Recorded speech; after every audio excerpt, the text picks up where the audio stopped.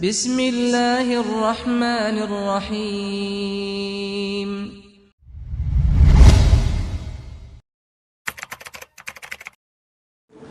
Bismillahirrahmanirrahim.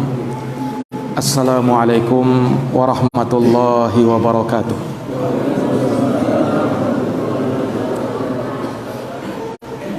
Alhamdulillah. Alhamdulillahi rabbil alamin. Wabihi nasta'inu ala umuri dunya waddin. Ashhadu an la ilaha illallah wahdahu la syarikalah, ilahul awwalina wal akhirin. Wa ashhadu anna Muhammadan abduhu wa rasuluhu shadiqul amin, sallallahu alaihi wa ala alihi wa sahbihi wa man tabi'ahum bi ihsanin ila yaumiddin wa sallama tasliman katsira. Subhanaka la ilma lana illa ma 'allamtana innaka antal alimul hakim. Allahumma 'allimna ma yanfa'una wanfa'na bima 'allamtana wa zidna ilman ya karim. Rabbi shrah li sadri wa yassir li amri wa hlul 'uqdatan min lisani ma ba'd. Ma'asyaral muslimin, Bapak dan Ibu kirimkan selalu oleh Allah, melanjutkan pembahasan kita dari kitab Al-Arba'in An-Nawawiyah, buah karya Al-Imam Abu Zakaria An-Nawawi rahimahullahu ta'ala. Kita masih dalam Al-Hadithur Rabi' wa Thalathun, hadis yang ke-34. Hadis Abu Sa'id Al-Khudri radhiyallahu anhu, di mana beliau mendengar Rasulullah sallallahu alaihi wasallam bersabda, "Man ra'a minkum munkara falyughayyirhu biyadihi." Barang siapa di antara kalian yang melihat kemungkaran, maka rubahlah dengan tangannya. Fa illam yastati' fa bilisani. Kalau dia tidak mampu, maka rubahlah dengan lisannya. Fa illam yastati' fa biqalbi. Kalau dia tidak mampu, maka rubahlah dengan hatinya. Wa dzalika adhaful iman. Dan itulah selemah-lemahnya keimanan. Hadis sahih riwayat Imam Muslim. Para hadirin, Bapak Ibu dan saudara-saudari yang dirahmati oleh Allah, di dalam hadis ini terdapat keutamaan orang-orang yang melakukan amar ma'ruf nahi mungkar, wabil khusus dalam perkara mencegah dari kemungkaran. Dan telah kita sebutkan ayat-ayat dan hadis-hadis yang menjelaskan wajibnya dan keutamaan orang yang beramar ma'ruf nahi mungkar. Ya, dan ancaman orang-orang yang meninggalkan amar ma'ruf nahi mungkar. Ya, bahkan disebutkan dalam sebuah hadis bahwasanya salah satu sebab doa seorang hamba ditolak oleh Allah, tidak diterima dan tidak diijabahi oleh Allah Subhanahu wa taala, ketika seseorang tidak lagi beramar ma'ruf nahi mungkar. Ya, disebutkan di dalam hadis yang diriwayatkan oleh Imam Ahmad dan juga oleh Imam At-Tirmidzi. Rasulullah sallallahu alaihi wasallam bersabda, "La ta'muranna bil ma'ruf wa la tanhawunna 'anil munkar. Aw la yushiqanna Allahu ayyab'atha 'alaikum iqaban minhu. Thumma tad'unahu fala yustajabu lakum." Kata Nabi sallallahu alaihi wasallam, hendaknya kalian bersungguh-sungguh di dalam beramar ma'ruf nahi mungkar. Kalau tidak, dikhawatirkan, kata Nabi, Allah Subhanahu wa ta'ala akan menurunkan azabnya kepada kalian. Kemudian setelah itu kalian pun berdoa kepadanya, fala yustajabu lakum, tetapi doa kalian tidak diijabahi dan tidak lagi dikabulkan oleh Allah. Ini menunjukkan, kata para ulama, bahwasanya salah satu doa yang tidak diijabahi oleh Allah manakala seseorang tidak lagi beramar ma'ruf nahi mungkar. Itu sebab doanya tertolak, doanya tidak dikabulkan oleh Allah Subhanahu wa ta'ala. Iya, maka dari sini para hadirin menunjukkan kepada kita betapa wajibnya perkara ini dan betapa pentingnya perkara ini. Seseorang kalau meninggalkan amar ma'ruf nahi mungkar, maka menyebabkan kebinasaan untuk semua pihak. Iya. Makanya Rasulullah Shallallahu Alaihi Wasallam pernah di dalam sebuah hadis beliau memberikan suatu perumpamaan. Orang yang melakukan amar ma'ruf nahi mungkar itu, kata Nabi, ibaratnya seperti manusia yang sedang menaiki sebuah kapal, di mana kapal ini ada dua lantai, ada dek atas, ada dek bawah. Maka disebutkan bahwa yang berada di dek bawah, kalau dia mau air, maka dia harus naik ke dek atas dulu. Dia harus naik ke dek atas dulu supaya bisa dapat air, lalu dia turun lagi. Begitu kalau mereka mau mendapatkan air. Maka orang-orang yang berada di dek bawah, akhirnya mereka berkata begini, ini kalau keadaannya begini terus, maka akan membuat kita capek dan lelah, dan juga bisa mengganggu saudara kita yang di atas. Nah, bagaimana kalau kita lobangi aja kapal ini supaya kita bisa dapat air dan tidak mengganggu orang yang di atas, katanya. Nah, ini para jamaah yang dirahmati oleh Allah. Maka Rasulullah bersabda, fa in kafuhum najau jami'an. Kalau orang yang berada di dek atas mencegah apa yang dimaukan oleh orang-orang yang berada di dek bawah, niscaya mereka akan selamat semuanya. Wa in tarakuhum halaku jami'an. Tapi kalau ternyata orang yang berada di dek atas tidak mau mencegah apa yang mau dilakukan oleh orang-orang yang berada di dek bawah, maka mereka akan bisa tenggelam semuanya. Kenapa? Nah, inilah ibarat kemungkaran. Ada orang melakukan sesuatu yang salah, kemudian dibiarkan. Yang bisa celaka bukan hanya dia, tetapi yang celaka, dia yang celaka, dan orang yang di sekitar dia juga bisa celaka. Nah, ini para hadirin yang dirahmati dan dimuliakan oleh Allah Subhanahu wa ta'ala. Nah, inilah ciri kemaksiatan itu. Inilah bahaya kemungkaran itu. Kerugiannya bukan hanya kembali kepada orang yang melakukan kemungkaran, tetapi terkadang bisa juga kembali kepada orang yang tidak melakukan kemungkaran, tetapi karena dia berada di sekitar situ dan dia tidak merubahnya, tidak mencegahnya, dia juga bisa kena. Nah, ini para jamaah yang dirahmati dan dimuliakan oleh Allah Subhanahu wa ta'ala. Maka dari sini menunjukkan kepada kita betapa harusnya beramar ma'ruf nahi mungkar itu.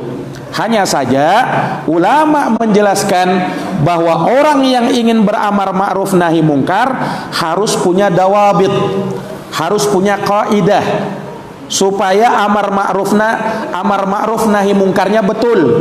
Jangan sampai salah. Amar ma'ruf nahi mungkar jangan sampai berubah menjadi amar mungkar nahi ma'ruf. Jangan sampai begitu. Kenapa? Karena dia tidak punya ilmu, dia tidak punya kaidah di dalam melakukan amar ma'ruf nahi mungkar. Nah, kemudian dia juga harus membedakan orang-orang yang dia mau beramar ma'ruf nahi mungkar di situ. Beda antara pemimpin dengan masyarakat biasa, antara penguasa dengan rakyat, itu beda. Amar ma'ruf nahi mungkarnya pun beda. Makanya Rasulullah pernah menyatakan di dalam sebuah hadis, anzilun nasa manazilahum. Tempatkanlah manusia, dudukkanlah mereka sesuai dengan posisi mereka masing-masing. Jangan dihantam rata semua. Berbeda antara penguasa dengan rakyat. Makanya cara memperingatkannya juga beda. Nah, ini para jamaah yang dirahmati dan dimuliakan oleh Allah. Kalau misalnya orang tersebut adalah kawan kita, tetangga kita, teman kita, kaum muslimin, sesama kaum muslimin, kita bisa menasehatinya terang-terangan. Terkadang kita bisa menegurnya di situ. Tetapi kalau pemimpin, kalau penguasa, ada kaidahnya. Rasulullah Shallallahu Alaihi Wasallam bersabda, man arada ayam sahlidi sultanin fala yubdiha alaniyatan. Barang siapa yang ingin memberikan nasihat, beramar ma'ruf nahi mungkar kepada penguasa, jangan dia tampakkan terang-terangan. Falyakhud biyadih wal yakhlu bih. Hendaknya dia ambil tangannya dan hendaknya dia berdua-duaan di situ. Fa in qabila minhu fadak. Kalau diterima nasihatnya, maka itulah yang diambil. Itulah yang diinginkan. Wa illa faqad addal ladzi ma alaihi. Tapi kalau tidak diterima, maka dia sudah menunaikan apa yang menjadi tanggung jawabnya. Karena terhadap penguasa, kalau mereka berbuat kezaliman, kita disuruh bersabar. Makanya inilah wasiatnya Nabi sallallahu alaihi wasallam. Tasma'u wa tuti'u lil amir, kata Nabi. Mendengar dan taatlah kalian kepada penguasa kalian. Wa in duriba dhahruka wa ukhida maluka. Sekalipun punggungmu harus dipukul dan sekalipun hartamu harus diambil. Fasma wa ati. Dengar dan taatlah, kata Nabi. Nah, ini para jamaah yang dirahmati dan dimuliakan oleh Allah. Artinya tidak boleh kita melakukan pemberontakan. Kapan kita melakukan pemberontakan? Ancamannya Rasulullah pernah bersabda, man ra'a min amirihi syai'an yakrahu falyasbir. Barang siapa yang dia melihat dari penguasanya sesuatu yang tidak dia sukai, maka perintah Nabi, bersabarlah kamu. Bersabarlah kamu, kata Nabi. Kenapa? Fa innahu man faraqal jamaah shibran famata famitatun jahiliyah. Karena barang siapa yang keluar dari ketaatan kepada penguasa walaupun sejengkal, kata Nabi, kalau dia meninggal maka meninggalnya di atas kejahiliahan. Nah, ini ancamannya Rasulullah sallallahu alaihi wasallam. Makanya tidak pernah ada sejarahnya orang yang melakukan pemberontakan itu akan mendapatkan hasil yang memuaskan. Yang ada adalah pertumpahan darah, yang ada adalah kekacauan, yang ada adalah ketidakamanan. Itu yang terjadi, para hadirin yang dirahmati dan dimuliakan oleh Allah. Makanya harus dibedakan. Mau amar ma'ruf nahi mungkar, harus punya ilmu dulu. Harus punya ilmu dulu. Dia harus pandai-pandai menimbang antara maslahat dan mafsadat. Makanya ini yang pernah dilakukan oleh para sahabat. Makanya dalam rangka mengamalkan hadits ini, sahabat Abu Sa'id Al-Khudri radhiyallahu anhu pernah menjalankannya. Dan itu disebutkan. Dan karena itulah beliau meriwayatkan hadits ini. Jadi pernah Pak disebutkan ada salah seorang penguasa ya yang bernama Marwan di zaman para sahabat. Pada saat hari Id, Marwan ketika itu ya berkhutbah dulu baru sholat. Berkhutbah dulu baru sholat. Harusnya kan dalam sholat Id, sholat dulu baru khutbah. Beda dengan sholat Jumat, ya kan? Kalau Jumatan khutbah dulu baru sholat. Tapi kalau Idul Fitri dan Idul Adha, ya sebaliknya. Dia sholat dulu baru berkhutbah.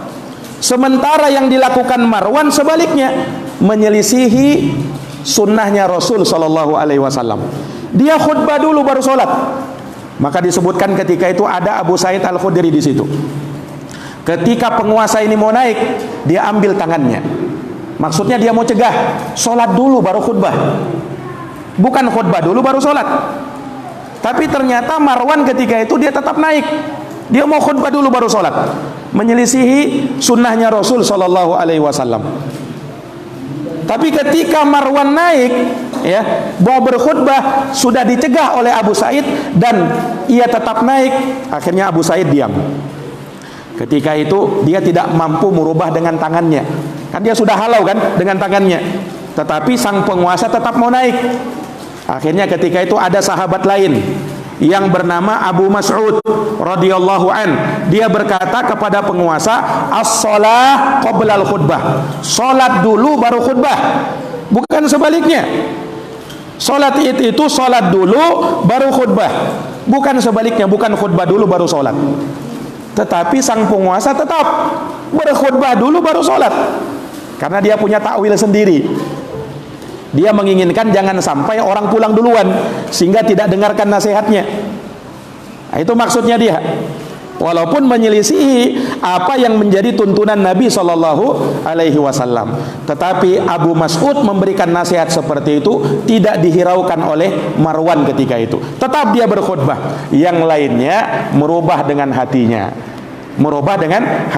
Maka terucaplah hadits ini oleh sahabat Abu Sa'id Al-Khudri, man ra'a minkum munkara, barang siapa di antara kalian yang melihat kemungkaran, falyughayyirhu biyadihi, rubah dengan tangannya kalau mampu, fa illam yastati' fa bilisanih, kalau juga tidak mampu maka dengan lisan, fa illam yastati' fa biqalbihi, kalau tak mampu juga maka dengan hati, wa dzalika adhaful iman, dan itulah selemah-lemahnya keimanan. Nah, ini para hadirin yang dirahmati dan dimuliakan oleh Allah. Nah, maka ini menunjukkan kepada kita, kalau kita mau amar ma'ruf nahi mungkar, kita lihat dulu orangnya siapa. Bedakan kita beramar ma'ruf nahi mungkar dengan anak kecil dan orang dewasa. Ya. Dengan orang tua kita sendiri misalnya. Nah, saya mampu rubah dengan tanganku, Ustaz. Walaupun orang tuaku, tidak diperbolehkan. Karena orang tuamu harus kau muliakan. Kalau misalnya orang tuamu melakukan kesalahan, yang harus bagimu menegurnya, menasehatinya, bukan kau rubah dengan tanganmu, dengan memukulnya, jangan. Nah, itu namanya durhaka sama orang tua. Nah, maka lihat dulu, beda kalau kamu dengan anakmu. Kalau kamu dengan anakmu, maka syariat membolehkan hal tersebut. Rasulullah pernah bersabda, muru auladakum bis shalah wahum abna asyri sinin wahum abna sab'i sinin. Perintahkanlah anakmu untuk sholat ketika berumur 7 tahun. Wadribuhum alaiha wahum abna asyri sinin. Pukullah mereka, kata Nabi. Nah, ini dengan tangan. Pukullah mereka kalau tidak mau sholat kalau mereka berumur 10 tahun. Ini kan merubah dengan apa? Merubah dengan tangan. Iya, ini kita mampu. Kenapa? Karena berada dalam wilayah kita, berada dalam kekuasaan kita. Kalau yang di luar kekuasaan kita tidak boleh. Ada orang misalnya anak orang lain, anak tetangga melakukan kesalahan, melakukan kemungkaran, maka tidak boleh kita datang ke rumahnya kemudian pukuli anak orang. Karena itu bukan kekuasaan kita. Kita hanya bisa menasehati, kita hanya bisa menegur. Kita hanya bisa melaporkan sama orang tuanya. Adapun main hakim sendiri tidak boleh. Karena itu bukan berada di wilayah kekuasaan kita. Nah, ini kaedah-kaedah yang seperti ini harus dipahami para hadirin yang dirahmati dan dimuliakan oleh Allah Subhanahu wa taala. Ya. Nah, ulama mengatakan bahwasanya merubah kemungkaran tidak selamanya kalau orang merubah kemungkaran dengan tangan itulah yang paling utama. Sementara kalau dengan lisan itu kurang utama. Nah, bukan dipahami seperti itu. Ulama mengatakan hal yang seperti ini bisa kita pahami begitu, yakni merubah dengan tangan lebih utama, kemudian dengan lisan kurang utama, dengan hati lebih tidak utama lagi walaupun itu selemah-lemahnya iman. Ini kalau misalnya orang itu mampu dengan tangan, lebih efektif dengan tangan, tetapi dia malah dengan lisan. Dia mampu sebenarnya dengan lisan, tetapi dia tidak rubah dengan lisan, tapi dia rubah dengan hatinya. Nah, ini namanya selama-lamanya iman. Tetapi kata para ulama, kalau dia mampunya memang dengan lisan, tidak mampu dengan tangan, maka tidak dikatakan bahwasanya lebih berat imannya atau lebih rendah imannya orang yang merubah dengan lisan ketimbang merubah dengan tangan. Tidak seperti itu. Karena boleh jadi situasinya beda. Boleh jadi memang kemampuannya seperti itu. Nah, ini para hadirin yang dirahmati dan dimuliakan oleh Allah Subhanahu wa taala. Sama misalnya merubah kemungkaran yang ada pada penguasa. Yang bisa kita lakukan menasehati, mengingatkan. Adapun mengangkat senjata, itu bukan tugas kita. Itu bukan kewajiban kita. Kita tidak boleh untuk melakukan hal-hal yang demikian.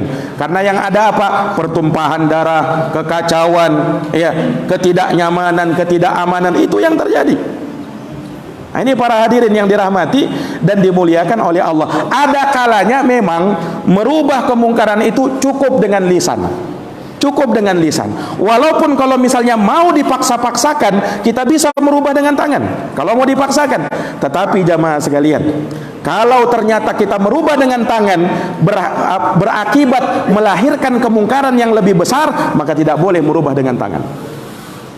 Nah, makanya disinilah para jamaah yang dirahmati dan dimuliakan oleh Allah, kita butuh fikih di dalam beramar ma'ruf nahi mungkar. Para jamaah yang dirahmati dan dimuliakan oleh Allah, ulama juga mengatakan dalam beramar ma'ruf nahi mungkar, ya, maka cara dia melakukan hal tersebut harus benar. Tidak boleh beramar ma'ruf nahi mungkar dengan cara yang dilarang. Maka disinilah kaidah kita amalkan, al-ghayatu la tubarrirul wasilah. Tujuan tidak menghalalkan segala cara. Jangan dibalik. Jangan dikatakan tujuan menghalalkan segala cara. Tidak. Tujuanmu baik, tapi caranya juga harus baik. Kalau tujuanmu baik, caranya salah, maka tidak bisa dibenarkan. Ada orang mau wudu, Pak. Tujuannya baik kan? Wudu dia, tapi dengan air najis. Kira-kira sampai tidak dia wudunya sah? Walaupun niatmu baik, walaupun tujuanmu bagus mau berwudu, tetapi karena memakai air yang najis, maka tidak sah wudumu. Al-ghayah la tubarrirul wasilah. Yang namanya tujuan tidak menghalalkan segala cara. Dari sini juga kita bisa ambil sebuah kesimpulan, ketika beramar ma'ruf nahi mungkar, jangan katakan yang penting kan niatnya. Jangan sekedar itu. Bukan sekedar yang penting niatnya, tetapi yang penting niatnya dan caranya juga harus benar. Caranya juga apa? Caranya juga harus benar. Makanya disalahkan oleh para ulama. Ada orang misalnya mau merubah kemungkaran, ada orang jual khomer, Pak.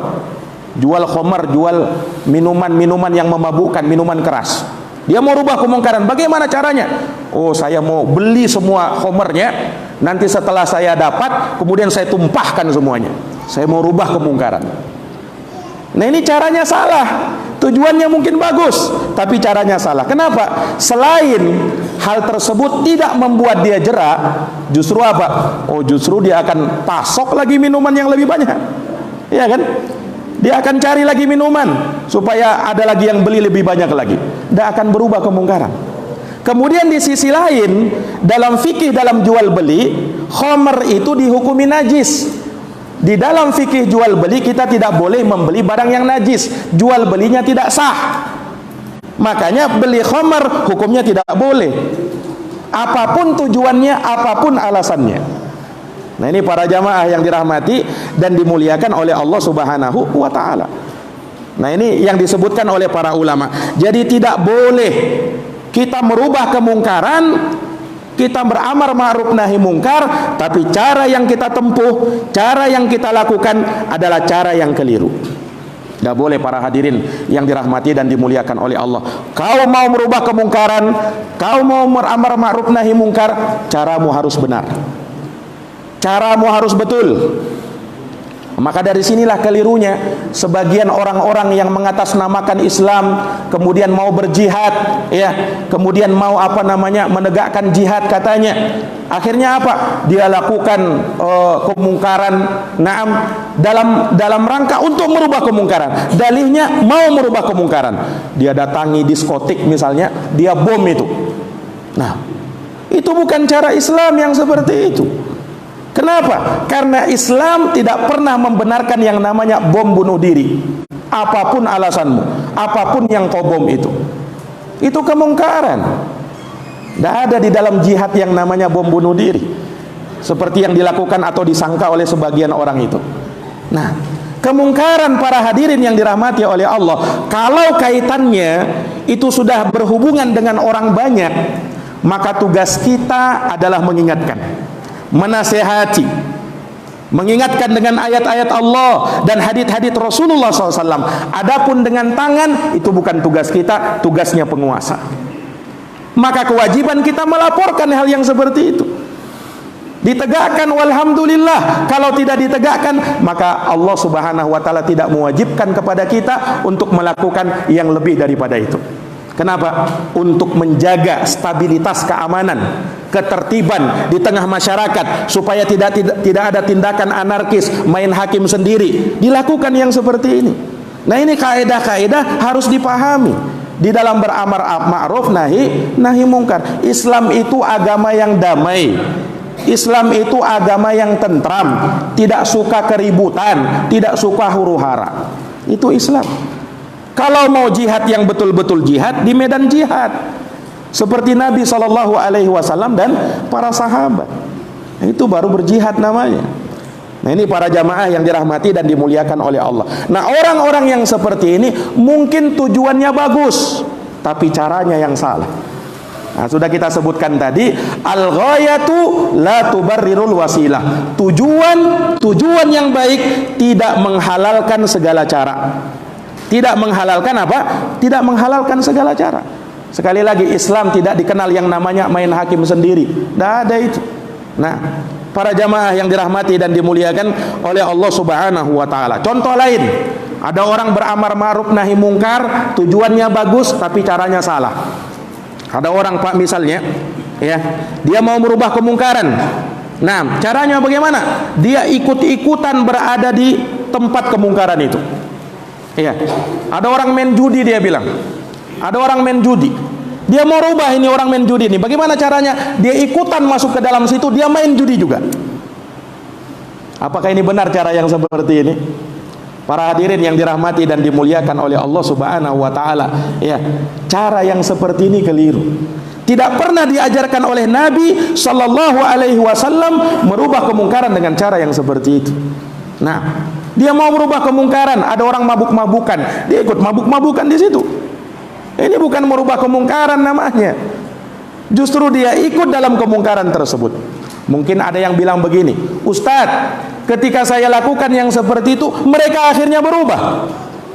Kita katakan para hadirin yang dirahmati dan dimuliakan oleh Allah, hasil yang baik, hasil yang tercapai tidak melegalkan segala cara. Tidak melegalkan segala cara. Nah, begini para hadirin yang dirahmati oleh Allah. Ada orang mau kaya. Kaya boleh atau tidak? Boleh, ya kan? Tapi dengan cara korupsi. Korupsi bagaimana? Tidak diperbolehkan, ya kan? Ada ndak orang kaya karena korupsi? Ada? Ada tidak orang yang kaya gara-gara korupsi? Ada, ya kan? Ada, walaupun mungkin banyak juga yang ditangkap. Tapi ada orang yang kaya gara-gara itu. Maka apakah dikarenakan dia dapat hasilnya kemudian kita katakan boleh korupsi? Kenapa? Buktinya ada orang kaya gara-gara korupsi. Kan tidak. Ini para hadirin yang dirahmati oleh Allah. Intinya kita ingin tegaskan bahwa hasil yang didapatkan itu tidak menjadi penentu bahwa cara yang digunakan pasti benar. Kenapa? Karena ada orang yang hasilnya mungkin benar, tujuannya mungkin tercapai, tapi caranya tetap disalahkan, caranya tetap tidak dibenarkan. Nah, ini para hadirin yang dirahmati dan dimuliakan oleh Allah. Sama dengan dukun, Pak. Dukun itu terkadang benar ramalannya. Benar enggak terkadang ramalannya dukun? Kadang-kadang benar, walaupun banyak juga keliru, banyaknya salah, banyaknya berdusta.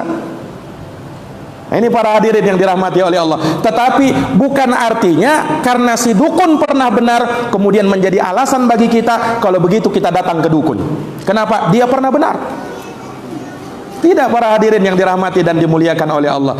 Karena apa? Ya, hasil yang tercapai, tujuan yang tergapai tidak menjadikan cara yang ditempuh pasti benar.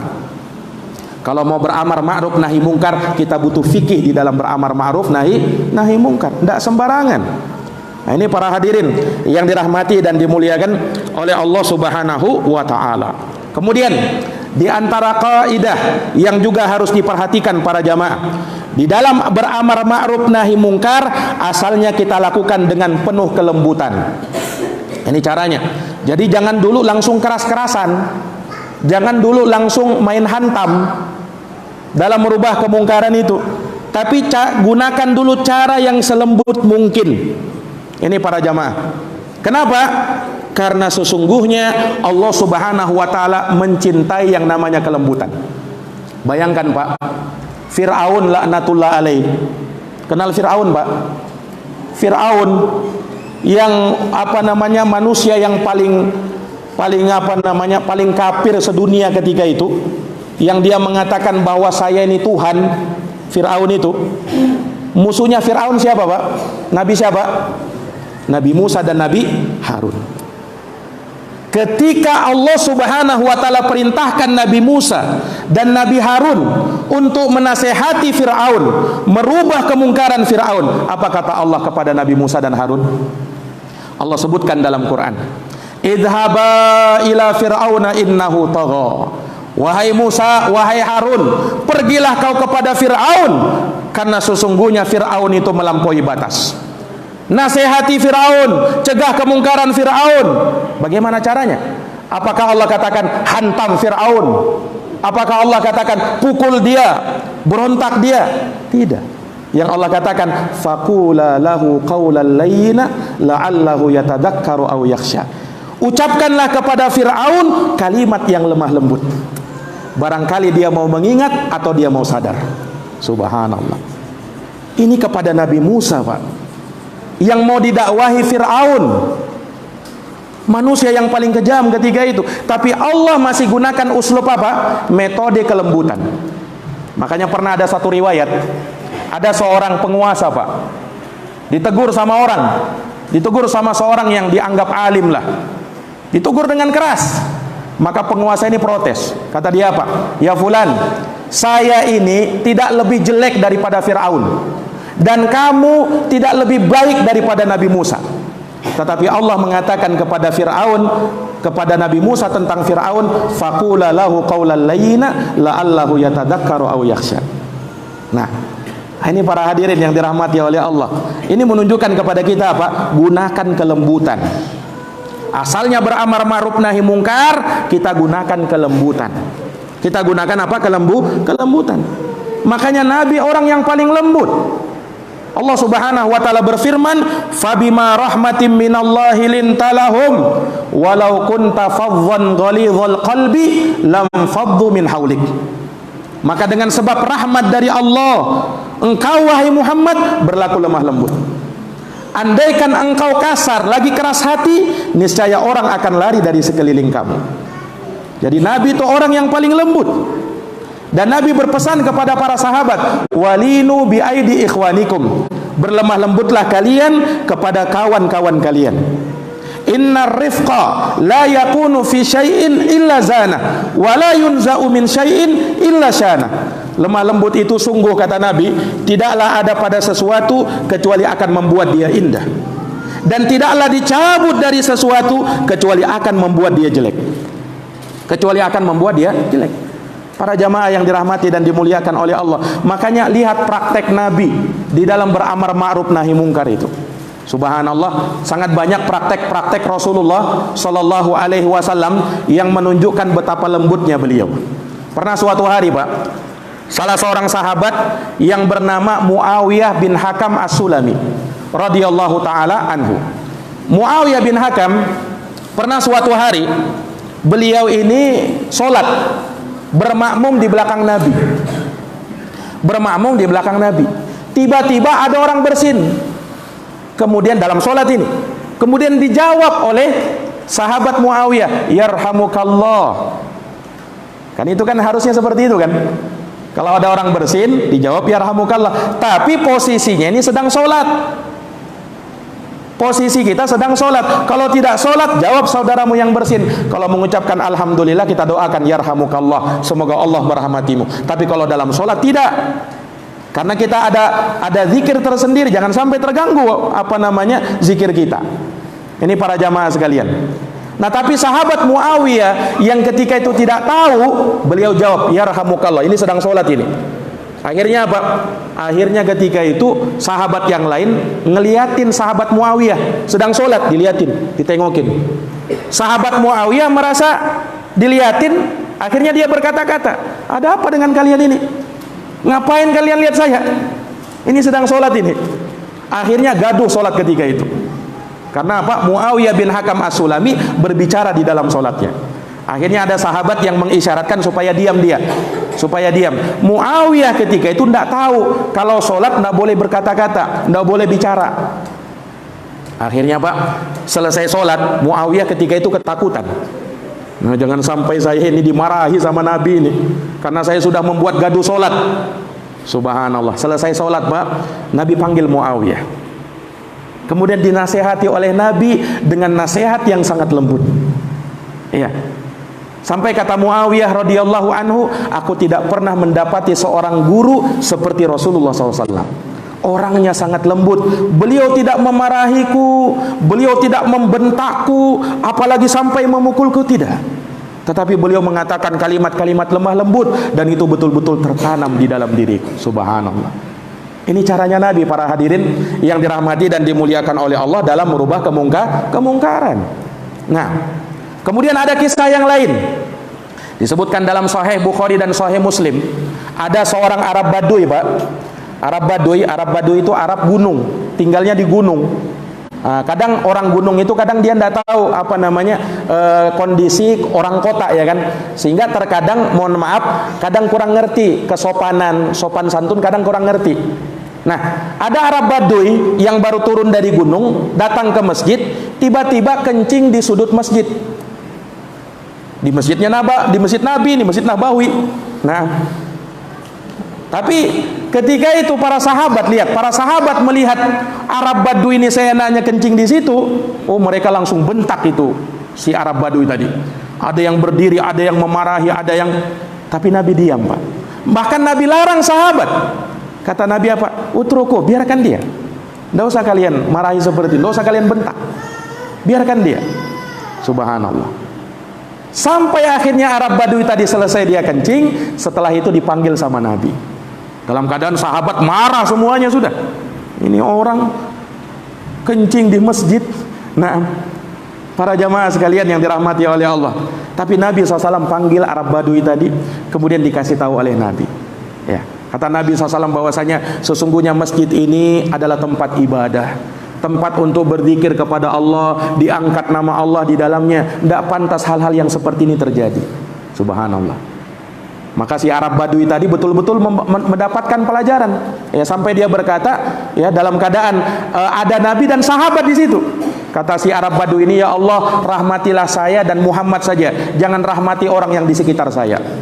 Padahal di sekitarnya ada sahabat ketika itu. Arab Baduy tidak peduli dia dengan orang di sekitarnya. Nah, ini para hadirin yang dirahmati dan dimuliakan oleh Allah. Nah, dari sini kita bisa melihat bagaimana kelembutan Nabi SAW di dalam amar ma'ruf nahi mungkar. Artinya apa? Ketegasan itu kita perlukan kalau memang diperlukan. Jadi jangan sampai amar ma'ruf nahi mungkar itu langsung main hantam terus. Nah, tapi ada waktunya kita lemah lembut. Kalau lemah lembut sudah tidak digunakan, sudah diabaikan, tidak lagi berguna, baru sedikit ketegasan kadang diperlukan. Nah, kadang Nabi juga bersikap tegas. Kapan itu? Ketika diperlukan. Nah, ini para hadirin yang dirahmati dan dimuliakan oleh Allah Subhanahu wa taala. Kemudian para hadirin, jamaah yang dirahmati dan dimuliakan oleh Allah. Kemudian yang harus kita perhatikan di dalam merubah kemungkaran, ada sifatnya kemungkaran itu wajib untuk diingkari. Ada yang seperti itu sifatnya, wajib kita ingkari.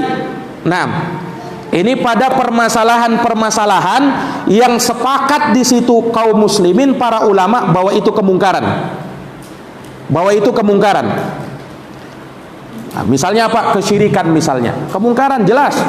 Tidak ada ulama beda pendapat kesyirikan itu, ada yang mengatakan boleh, ada yang mengatakan tidak. Semua ulama sepakat yang namanya syirik tidak boleh. Begitu pula misalnya riba, sepakat ulama, tidak ada yang mengatakan riba itu boleh. Demikian pula zina, mencuri, ini sepakat kan, kemungkaran sepakat ini. Tidak ada yang berselisih pendapat terkait dengan masalah itu. Ini wajib kita ingkari. Demikian pula kata para ulama, kalau ada penyelisihan, tapi penyelisihannya dikatakan oleh mereka khilafun syadz, yakni penyelisihan yang sifatnya ganjil, tidak dianggap penyelisihannya. Nah, itu tetap kita amar ma'ruf nahi mungkar di situ. Kita ingkari kemungkaran di situ. Ya, misalnya begini, ada yang berpendapat kalau riba fadl itu dibolehkan. Kalau riba nasi'ah, nah itu baru dilarang kata mereka. Nah, ini dalam pembahasan hukum tentang riba itu ada ilmunya juga, Pak. Ada pembahasannya juga itu. Tentang riba fadl ada segelintir ulama membolehkan. Tetapi pembolehan mereka itu la yu'tabar, tidak dianggap. Kenapa? Jelas-jelas menyelisihi apa yang telah sahih dari Nabi sallallahu alaihi wasallam dan apa yang menjadi pendapat kebanyakan para ulama. Khilafnya di sini tidak dianggap. Khilafnya apa? Tidak dianggap. Sama, Pak. Sebagian ulama seperti pendapat Imam Abu Hanifah. Ini pembahasan terkait dengan masalah fikih.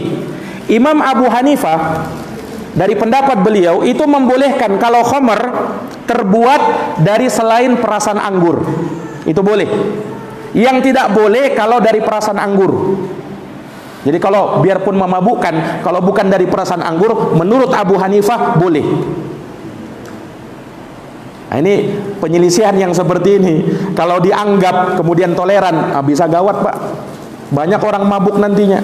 Kenapa? Oh, ini bukan dari anggur katanya. Abu Hanifah membolehkan. Nah, khilafnya di sini namanya khilafun syad, tidak dianggap, la yu'tabar. Nah, ini para jamaah yang dirahmati oleh Allah. Dan banyak hal-hal yang seperti ini. Nah, ada penyelisihan yang tidak boleh kita ingkari di situ.